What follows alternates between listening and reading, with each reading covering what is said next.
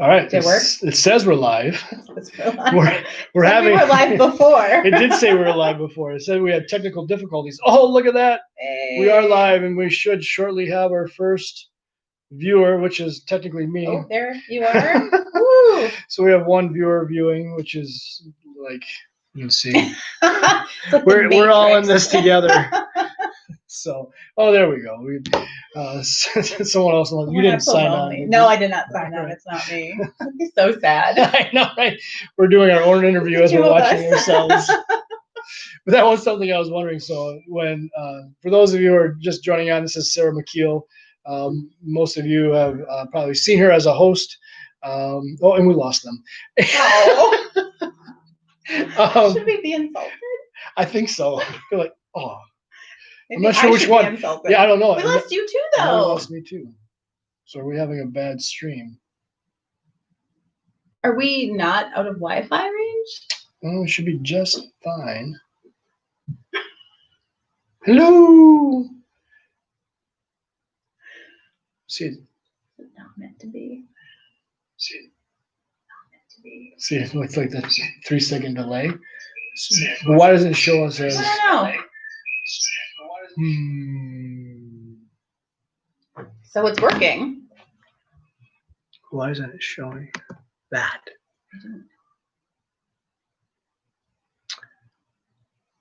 The thing that is like, what in the world is going on is also we got a boosted Wi-Fi system 2 weeks ago. And so we should even be even better within it. But I wonder what these little dots are. Oh, now that we have one that's coming back. Maybe that's you again? Maybe it has found me. I don't know. I don't know what's going on. I don't know either. Seems to be working. It seems, I mean, it's tracking here. Let us know if you're out there. If the one person that's watching isn't me, please type in. You don't have to tell me who you are. Just put, you can see us and hear us. It's working. Maybe. Or maybe not. Let's try it. Can you see us? Because that's going to be only. Yep, well, now we're down to one person. And there we are. So it's just us. Oh, well. Oh, well. We'll. This is just like crazy. It is. It's different. Technology. I know, right? So we're going to get started. And if you join, fantastic. If you don't, that's fine. You'll be able to have an opportunity to view this later as I'll edit the first 2 minutes. Why? Because I think we'll lose people pretty quickly. That's because we don't know what's going on, basically. Or we'll just tease it. We'll just say behind the scenes and right. kind of like pick it up, have some cool drama music within it or something. All right. Building in suspense. Are you out there? Right. Well, for those of you who are not familiar with Around the Table that may eventually watch this later, I'm here with Sarah Macheel, and it is our desire to be able to create an opportunity to have a discussion around the table. There is actually a table here. It's a long table.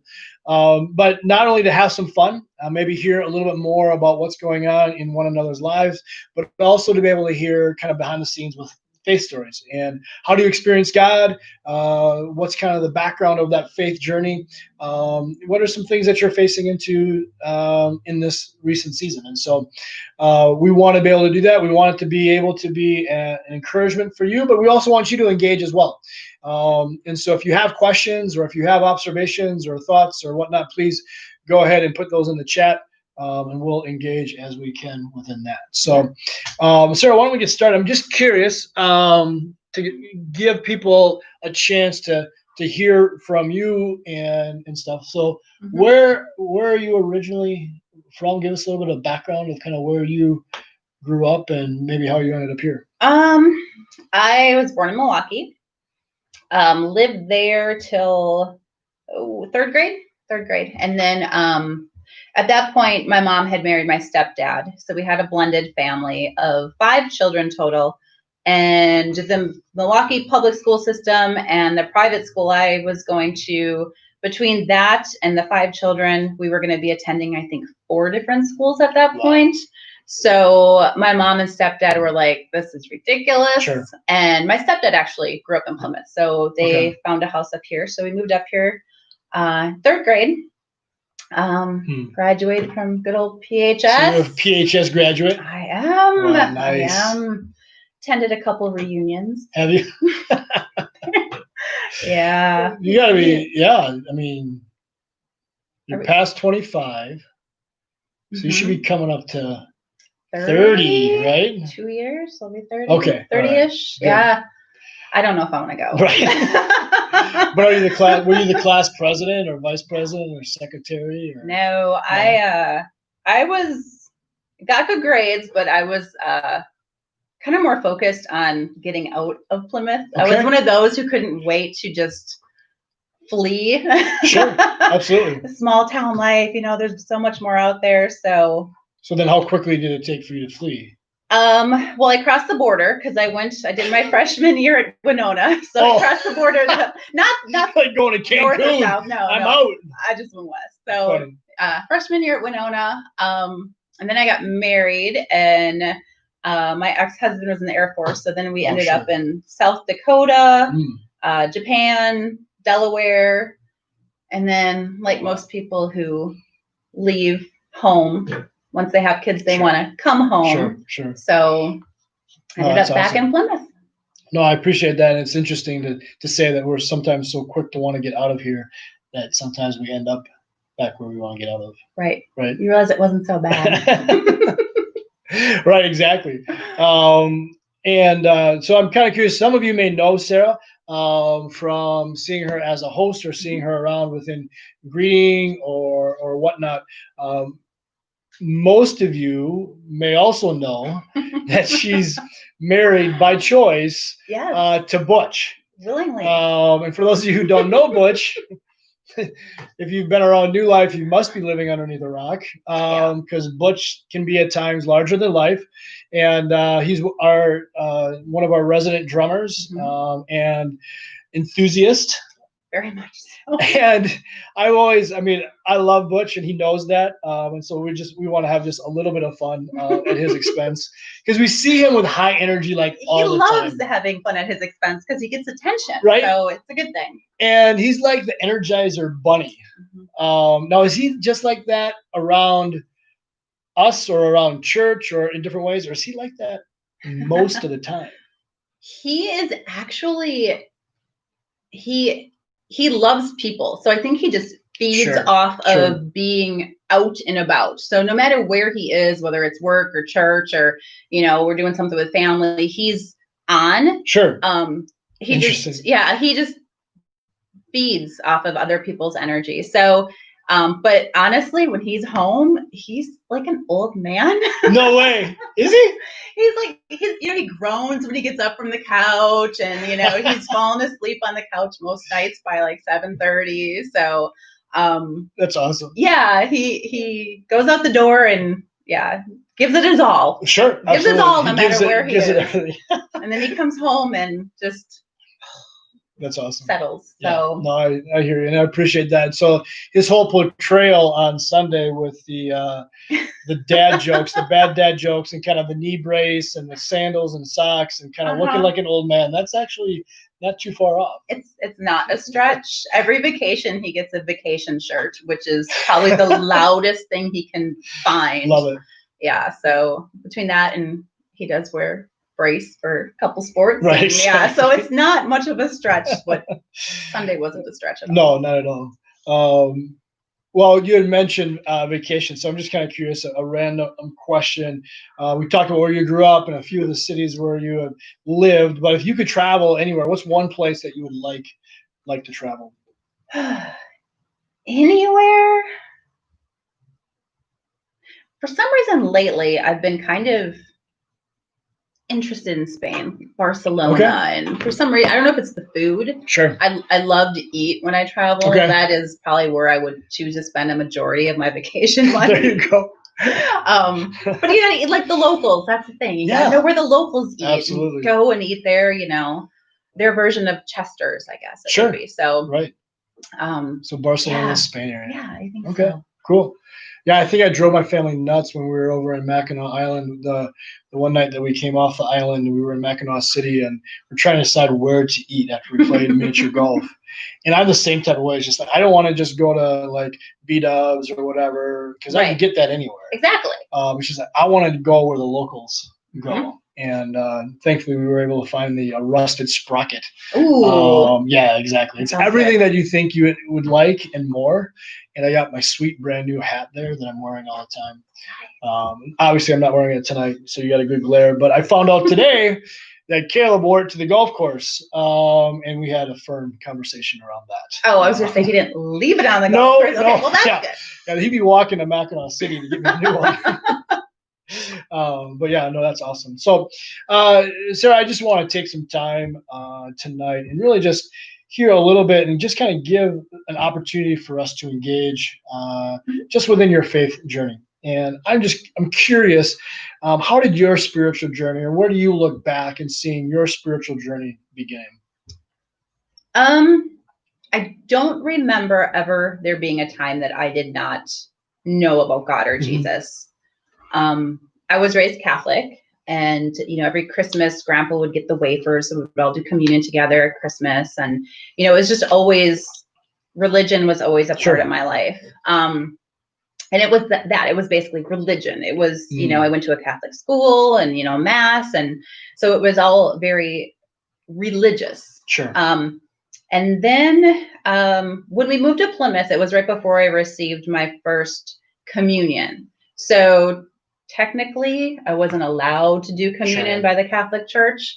So I pretty much spent all that time from like third grade to I was 19 or 20, just kind of feeling unworthy, because I didn't do what I was supposed to do.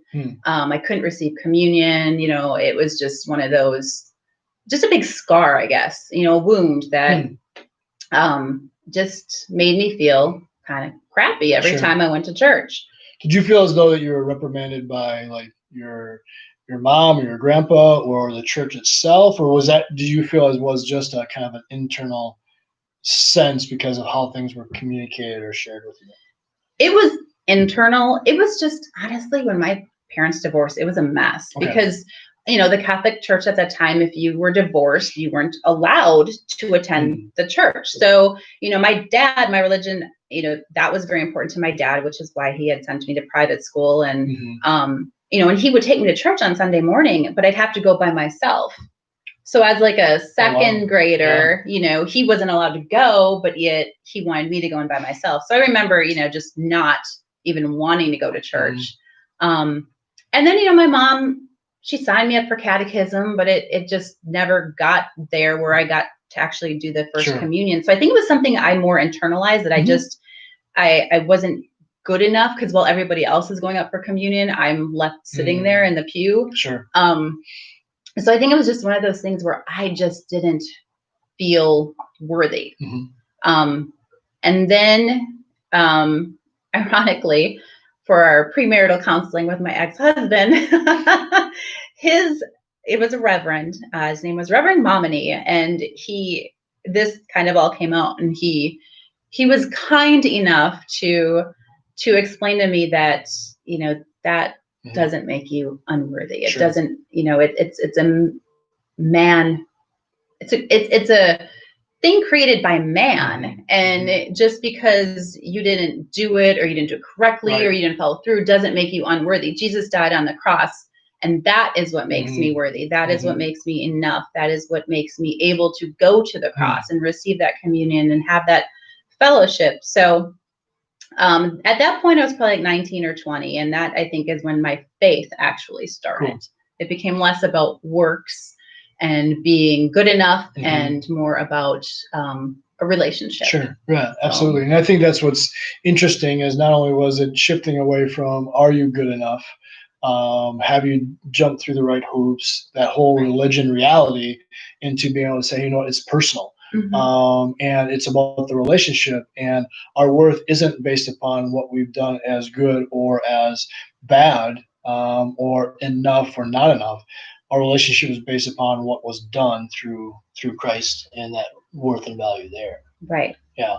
And that can be hard to get past because a lot of us are very works-based in our lives. That's how we go through life. We go to work. Our work defines us. Our work is, work is what we do to accomplish things, and that's how we, earn our income. That's how we get promoted. That's how we are a very works focused culture. And to realize that you don't really have to do anything to get this, to get that grace, to get that mercy, that get that love, that relationship, to realize there's nothing you can do. There's nothing you need to do. It's a very freeing realization. No, and that's huge. And I think being able to come to that realization, and not just in knowledge, but I think in that shift of what takes place at that heart level of, hey, this was a free gift. There's nothing that I did to earn it. So I can't accomplish anything more. It's all how I receive it. But I think what's interesting too is how you mentioned how that work mindset can permeate into every area of life. Oh yeah. Right. Because you and I have had conversations in the past about how you and I are very similar in the sense that we're both work-based. Yeah. Right. We much rather do. Yep. And then what's at the cost of our doing is our being. Right. Right. And so I think, how do you think you've seen maybe that shift a little bit of, yep, there's value in working, there's value in doing. Being able to express our faith in works, right? But not out of the earning potential. And so how have you seen maybe that shift take place from, it's not just about the doing and the working, but the being and the presence? It takes a long time to get there. It really does. So you haven't got it all figured out. No, but I'm getting better. And honestly, my little Energizer Bunny husband is really, really good at helping me do that because, he will remind me, slow down. You can't help anyone else if your own bucket is empty. You need to refill your bucket. Just say no to this or take a night off. And the more he did that, the more I find myself realizing that quiet time, that time to just sit and breathe and be with God and just kind of refresh yourself in the spirit, that is essential. And it's especially essential to remind yourself not to go back to thinking in a works-based manner, to continually remind yourself that it's a relationship and nothing I screw up is going to take that away. Sure. So it's a process. Yeah. It's definitely one I still work at, and I still have to remind myself, like this week was crazy. Like there was way too much on my plate this week. But Sunday, I'm not going to do anything after church. So, I am going to relax in the backyard and soak up the sunshine and spend some time with Jesus. Yeah, absolutely. No, that's huge. And being able to find those moments is so important within that. Curious now, just to kind of catch some folks up. We've talked a little bit about your faith journey and kind of walking through that in different ways. From that kind of that moment of that interaction of really faith being personal, 1920-ish, have there been any other milestones that you've seen how God has been working in your life before getting here to New Life?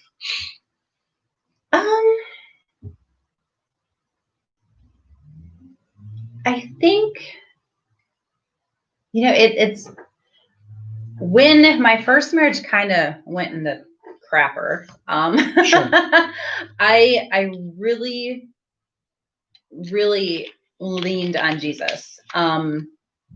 It was hard because I went back and forth numerous times because I was a child of divorce and I didn't want my boys to be a child of divorce. I didn't want them to come from the broken home, and I wanted to do better for them. And so it was really hard for me to come to that realization that I can't fix this and I can't make this work, and it's not changing. It's not good for me. It's not good for my boys. And so I really, really leaned on Jesus for that, because I did feel a little bit like a failure, and like Mm-hmm. I just didn't do well. So, and at that time, my mother-in-law she still is. She's a wonderful woman of faith, and she taught me the value of spending the time with Jesus, reading my Bible, just sitting and letting worship songs wash over you and refresh your soul. And so yeah, it was a really, really tough time. And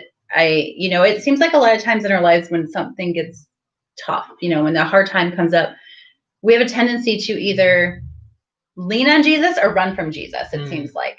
And I'm grateful I made that choice to lean on Jesus through that, because he got me through it. And I think honestly, that time when it should have been a struggle and dark, the 2 or 3 years where it was just the boys and I before Butch and I met and started dating and getting serious, they were some of the happiest, most fulfilling, simple years of my life. And it in a sense, Jesus was my husband at that point. That was where I got my strength and my encouragement. And I mean, it was just a really sweet time that I always look back on with a lot of fondness. So yeah, I think that was probably the other time that I really went deep. And I miss that because, it's hard to maintain that sometimes. Life creeps up on you and you get busy and there's all these demands and you don't talk to him throughout your day like you feel you should, or you don't feel him walking alongside you or speaking to you as often as maybe you did in the past. And I think at times too, I mean, that is a purposeful thing. I think at times God will step away for a little bit just to see how we do, just to see, if we can maintain that faith and trust, even though we may not feel him as closely, to know that he's still there, even though we don't sense it, because he is always there, whether or not we feel him. Right. And I think that's what's interesting as you shared, even in that first part of being able to say, hey, when we face those hard times, we have a choice. We can either run towards the things of Jesus or we can run away from the things of Jesus. And I think that's what's I think being able to have that understanding and to be able to really not only in the hard things, but even being able to say, how do we create that posture of asking that question even throughout the day? Right. Because like you said, his presence is always here. It's more of a question, are we in tune with his presence? Are we going towards the things of his presence, or are we going away from the things of his presence? Right. And so I think that's one of the things I just appreciate about the honesty of it is that, yeah, you know what does it mean for me to go towards the things? And what does it mean to run towards Jesus in a day? What does it look like to tune down the noise? Right. Right? Because we have so much noise in our life. We have so much noise in the world that it's easy to be able to hear the noise of all that's going on and not to be able to hear the whispers or maybe even the shoutings of God to get our attention because the noise is so loud. Yeah. I've been working my way through Psalms, which I just realized that could take up to half a year, but it's okay. I'm enjoying it. At least, right? It's a really long book, but it's good. And the other day, I think it was in maybe Psalm 65-ish, but there was that phrase, I cling to you. And I just, that stuck with me to the point where I got in my Bible app and I'm looking up that phrase, how it is in each translation. And, and I cling to you. And I think that's what I long to do, throughout my day and throughout my nights, just cling to you. But it's a struggle. Yeah, absolutely. It's hard. Yeah. But I think that's where we see what discipleship, what faith really is. I mean, we look at the disciples, and there's so many things that we can do as we can celebrate just the fact, oh man, they were the disciples, they were some of the chosen. I mean, they were with Jesus all the time, and how amazing that was. But even within that, it's like, yet they still struggled. They still chose other things. They still had the noise of so many other things going on that even though Jesus was smack dab right in front of them, they still chose other things. Right. And stuff. And so I think that's interesting. So just curious, kind of fast forward to present day, life with Butch and beyond. How long have you been a part of New Life? Kind of what brought you here? What have you kind of seen within kind of that sector of life? Well, after Butch and I met, I think we dated for about a year. I had been going to a church in Sheboygan. It was a big one, and you kind of felt lost in the crowd. I think it just, and he went with me one morning, and it just it wasn't what I needed, and I don't think it was what he needed because Sure. he was slowly starting to come into Okay. his faith, and we didn't want something so big. We want something more intimate, where we could have a relationship with the pastors and ask them questions, and go to have the support, especially Butch as he was starting out. And Oh boy. Sorry. No. So we church shopped, Sure. which is It's all good. It's exhausting. Everyone does it. But and I think actually New Life was the second church we came to. And we came on a day you were doing a sermon on busyness and all the things that distract. I do, because you had a whole bunch of stuff at the front of the church. I remember that one. And you had golf clubs up there.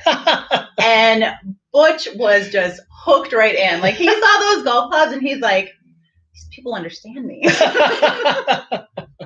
That's awesome. So yeah, and I was laughing before because when I mentioned having a pastor you can come to with questions, I don't even know if you remember this, but I do, because Butch was reading his Bible, and like I said, he was newly into his faith, and he came across the verse about Jesus taking our burdens and his yoke being light. And I think he called you to ask you what a yolk was, because the only yolk he knew was an egg, and it didn't make any sense for it to be an egg yolk. So that is funny. I don't remember that, because Butch has come with me with a lot of questions. Right. But I don't remember the yolk versus the yolk question. Yes, so the yolk. Maybe that's awesome. Very cool. So that was a handful of years ago, right? 7. Okay. Wow. Maybe? Has it been that long? 6, 7. Sure. Well, how long have you guys been married? Been married 5. We were together about 3. So we're probably at about 8.5 years together. Sure. And cool. We came before we were married. Yeah. So yeah. Awesome. Yeah. So about 7 years. Yeah, about 7. Okay. It's a good number. Yeah. Why not, right? Yeah. Over these last 7 years, what have you seen within your faith journey? Not just related to New Life, but obviously engaging with Butch and that marriage, new relationship, marriage, and everything. Whatever some of the things that you saw within your own faith journey there. Well, it's really kind of cool to be married to someone new in their faith, because they get so excited when they finally grasp something or see something, or they understand something they read, and it kind of reignites your passion for the word, and it kind of I mean, everybody gets something a little different out of the same passage sometimes. So it seems like that when you're new in your faith, you're much more likely to share what you got out. So I mean, that was definitely good conversation, and kept my faith ignited. But it's been, I mean, we got married, and between the two of us, there were 5 kids, and now they're grown and out of the house for the most part. But it's been a journey, and I started serving with the coffee, and then greeting, and then it just there's something wonderful about when you want to come to church, and you want to be with the people, and you want to do life with the people, and it's just I don't think I ever really served before. I would help out at my kids' softball or baseball games, or that sort of stuff, and volunteer for that sort of thing. But it was always just doing what needed to be done, and there was never any real. It never really called on the heart, and I think that is where I've probably grown the most, because when you serve, you need to interact with people, and you get to know people, and you get to learn about people and their own struggles and ways that, you know, you could maybe help a little more, or maybe you can support somebody, or share some information they might need. And it becomes so much more relational. And it's changed me in a sense that, you know, I love what I do for my job, and, you know, but there's so much more out there. We're called Sure. for so much more than just to, you know, go to work and earn a paycheck. You know, there's, you know, we're here because we have a purpose. And I mean, honestly, all of our purpose is pretty much the same, and it's just to love, you know, love God's children as he loves us. And I think that's one area I've come to really embrace, is just because I was always kind of shy and quiet, and not super confident. I would, you know, I would never start a conversation, you know, that, you know, no way. I mean, I'm going to sit back here and wait for someone to approach me. And I've grown, I think, in that sense, that now, you know, I'm comfortable approaching people, and I'm comfortable hosting in front of people. Sure, and so I think just serving has fed my soul and helped me find a bigger purpose, and understand it more. And in that, you know, there's obviously challenges, because sometimes, you know, you have to have, you know, you have to make tough decisions sometimes, you know, especially when you're serving, and there's, you know, conflicts, or there's tough conversations. And but it's, you know, every day you learn a little something new, and how better to handle things. Sure. Well, I think that's what's interesting in the way that you're sharing it is really we talked about the struggle of doing versus being, and part of the challenge of the works aspect to earn our rightness before God versus understanding that we are accepted by God and living out of our heart in those regards. And now when we begin to look at serving, is there any difference of being able to serve here or serve at the PTO or serve on the baseball committee or whatever? It's just like, if you treat it simply as work, as doing, as I have to check the box of my earning before God, then yeah, there's no difference. You might as well go serve at the dirt track, giving away beers and burgers, versus then serving here at New Life. But the shift for you was really being able to say, hey, this is a heart connect. Not only in your relationship with God of extending what he's given you as far as gifts, but the way that you can engage with people, and the way that you can connect with people at a heart level, for that whole idea of to know and to be known. And I think that's what is unique, and I appreciate you sharing that serving is more than just this is what the church needs. And being able to kind of really step in that and grow within that. Yeah. And, you know, the thing of it is too, is there are so many areas to serve, and not even just in our church, but things our church does out in the community. That, you know, I mean, not everybody wants to get on stage and host or sing or play drums, but there's so many other areas, and it's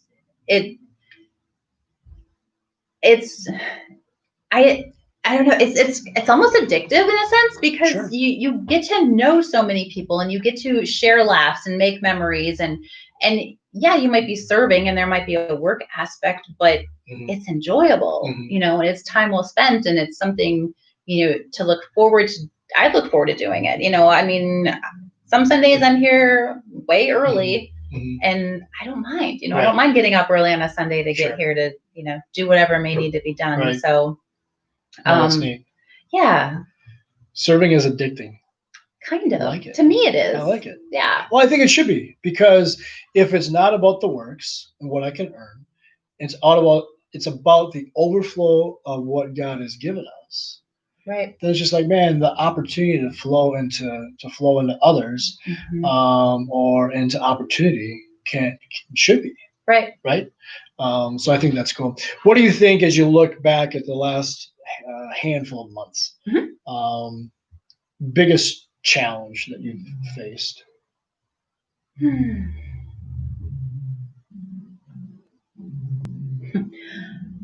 Honestly, it's been something we actually touched on before we even started this, but it's speaking the hard stuff in love. And in a sense, to put it in common terms, I suppose, just calling people out on their crap. Sure. That's one way to put it. Yeah. Because it's tough, and I've never been good with conflict. Well, that's what I was going to ask. Is like, was it this something that's natural for you? Is this something that it's a big challenge? But so is this something that you're learning? I'm learning, and it's hard, and it's uncomfortable, and I get sweaty when I have to do it, and it's That's awesome. it's uncomfortable, but I'm learning that staying quiet and letting somebody maybe stay in a place that's unhealthy, or letting somebody give excuses to continue doing something or not do something, that I'm not doing them favors. I'm not loving on them if I'm letting them stay in a place that's not healthy. Sure. So having those tough conversations and asking those hard questions in love, and that's the hardest part, I think, is trying to communicate in a way where the other person doesn't feel attacked or singled out or unworthy, unloved, bad. I mean, that's never the intention. But it's been kind of my new battle. Sure. And I think, and I appreciate your honesty within it. And it's something like Sarah had mentioned, it's been something that they were talking about before, because I think it's something that I even mentioned with you, is that I can look back in the last 24 hours, have had 7 different conversations, either via counseling, via some own extended family things, to different responsibilities, not just here at church, but in some other extracurricular things that I'm a part of what does it really mean to lean into the uncomfortable? What does it mean to lean into things that are not easy? And as much as Staples want to have that easy button that we can just push, right? I wish. That's not reality. And I know that we want that, but when we look at the way that Christ did it, he did it out of love, but it was hard.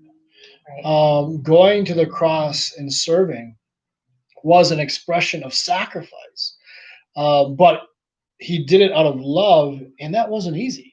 And so it's not as though that it's something that we just have to walk around. I remember there's martyrs of old that would and monks of old that would just, I always have to be in misery. If I'm in misery, then I'm joining Christ. And I'm not saying that. I'm not saying that at all.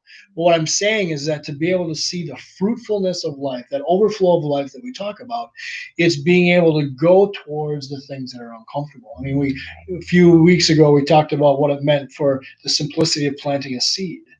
It's just like we love to see the outcome, the fruit, the flowers, the whatever. But that seed needs to be planted. It needs to go into the dark. It needs to break through that shell, and then to push through the ground to experience that fruit and stuff. And so I appreciate you sharing that, even in the things that you're learning and growing through, it's uncomfortable. It's not easy, but the desire is to love and to see the fruitfulness of what God's doing in that. Absolutely. So, anything else on that before? No, I was just going to say, and for me, I kind of have to keep reminding myself that I might be the only person to have the opportunity to say this to them, or to, right. And so to stuff it down or not do it, or just to let it be, could alter the path of someone's life, essentially. We had talked earlier about the fact that you and I are similar in the fact that we like to be doers and not as much as beers. Are you similar in the fact of you're a recovering people pleaser too? Oh my goodness. Right. Oh my goodness. Right. And I can't stand it if somebody doesn't like me, or I upset them, or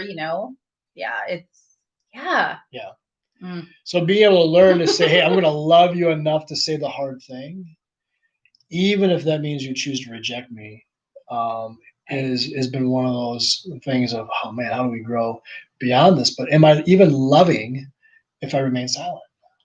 Yeah. And then if I'm not loving, if I remain silent, then it's being able to say, okay, where really is that value of the relationship? I think it begins to diminish it. So you're gonna go there. Sorry, I was just gonna say, and how much yeah. how much can you say you love that person if you're not gonna help them, Right. or offer them that hand, or offer them that conversation even? Right. Right. Absolutely. No, thank you. So let's flip it. We just talked about the biggest challenge, facing into the uncomfortable, having those hard conversations because we love. What's been some of your, or one of your biggest joys over the last handful of months? Well, I've been working from home, pretty much through the whole safer at home thing. I worked from home, and now I'm in the office half the time, every other day for the most part. So being from home, working from home, and having Nevin home from college. Sure. And then, Butch would be home on Thursdays to do his college Sure. work. He had off of work to do his apprenticeship work. So it was just kind of nice to have all that extra family time. We have a huge whiteboard in the kitchen, and we started tracking all these random things, our endless games of rummy, keeping the scores for that. For cribbage, keeping scores on that. So it's kind of been, just less TV, which was really nice, especially, because I think a lot of people probably have the opposite. But just kind of more in tune with each other and enjoying each other's company, and appreciating having that opportunity to be together during the daytime. Sure. And we normally wouldn't. Right. Cool. Taking advantage of even something that's difficult, out of the norm, but seeing it as a blessing. Mm-hmm. Cool. All right. Yeah. Awesome. Any questions that you have of me? Put you on the spot. I wasn't sure if you understood that on my email or you just thought in general, but any questions that you want to shoot back towards me, to put me on the hot seat, since you've been on the hot seat? Well, you're taking off this next week. Are you going anywhere? Yeah, so after Sunday church, we're gonna have a combination of a staycation. So hang out for a couple of days just here. You're not gonna do any home improvements, are you? I hope Teresa doesn't see this. I really don't want to. I know that makes me a bad husband. It's a staycation. Yeah. So I know I'm going golfing on Tuesday. I know that Jada's boyfriend is going to be coming over for a couple of days. But then on Thursday, we're going to head to Chicago and be with family there for a couple days. So nice. So sorry. Yeah, I'll share with you. With you later this situation. Let's just say I could be in really big trouble now. Sorry. No, wrong question, good. Sarah. It's all good. We're good. Oh man. So no, thank you. Yeah, so we were gonna get a little bit of a break, which was good because probably before this whole COVID thing kicked off, the week of we were supposed to be in Arizona. Right. And we were going to go to Arizona for 4 or 5 days and check out the Grand Canyon and everything. And we canceled that, obviously, because of everything that was going on. And so I was running pretty thin up until then. And yeah, kind of re-energized by chaos because sometimes, unfortunately, I'm addicted to that. And so we then kind of kept the pedal to the metal and kept working through these things. And so that's why even last week, taking a quick little thing. And now this week, taking a little bit more just to try to hit that reset, right? That I know that I didn't do a great job at either. So. Yeah. Do you have to take, like 2 days to actually decompress before you can vacation? Yeah, that's a great question. Typically, I mean, I think for me, it's just building that better practice of turning things off and not being available. Yeah. I was even talking with a coach of mine this past week, because we have alerts on everything, right? But I don't have my Facebook alerts on for like Facebook Direct. I have Messenger, but I always have my email alerts on. And what I've been trying to do is on Mondays, which is typically my day off, is just turn off that email alert. Good. And stuff. And so I do an okay practice of that. But what he was sharing, he was just turn off your email alerts throughout the day. You're gonna check your email. Why Right. do you need to have that alert to say ding? True. You got something. Mhm. And it was just like, how many times do we lose focus or do we get distracted on different things because we're addicted Yeah. to this device? And so I think even being able to put into that practice of, okay, how many different alerts can I turn off Right. to help decompress, right? Yep. And reset that button. So And so this is a good reminder for everyone out there that come Sunday afternoon, leave Aaron alone. if you need something, call Sam. Sam. call the church office. We'll get you covered Yeah. and everything. But I will be out for a good week, refueling. Good. So You okay. need to do that. Yeah, absolutely. So as we kind of transition to an end, again, I appreciate you guys watching and engaging a little bit. And we do want to take a moment to pray. So we will do our best here to give you a chance. If there's something specifically you want prayer about, please put that in the chat and we'll engage with that. We would just want to, again, encourage you within your faith journey. We want to be able to just have the conversations around how do we experience our spiritual life and the ways that we walk it out. And how do we take the opportunity to get to know people that we see in different settings that we call as a church family, but we really don't know anything about them. And so that's one of the reasons why I want to take some time with the different people that we've had in the past handful of weeks. That it doesn't just have to be Sam and Aaron or whatnot, but what else do we have going on that we can engage with people right where they're at? And so we want to be able to create that opportunity. We want to be able to pray for you and pray with you, and really encourage you along the way within that. So, okay, Yeah. all right. Well, let me end our time in prayer, and we just Heavenly Father, we just thank you. And we thank you for this opportunity to come together. I thank you for Sarah and Butch and their family. I thank you for just their her willingness tonight to share and to just allow you to continue to do the work within her life. And Lord, I appreciate the imagery of, hey, what does it look like for us to run to you versus running away from you?